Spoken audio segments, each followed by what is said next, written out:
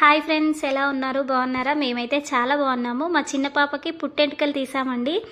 First 5 కత్తెర్లు Vemulawada Rajanna స్వామికి ఇచ్చాము. ఇంకా దాని తర్వాత ఆమెత్తు బంగారం జోకి అందరికీ పంచిపెట్టాము. ఇంకా బద్దిపోషమ్మ తల్లికి బోనం చేసాము, వడిబియ్యం కూడా పోసాము. మా అత్తమ్మ బోనం ప్రిపేర్ చేసింది. ఇంకా అమ్మవారికి వడిబియ్యం గిట్లా సమర్పించుకున్నాము.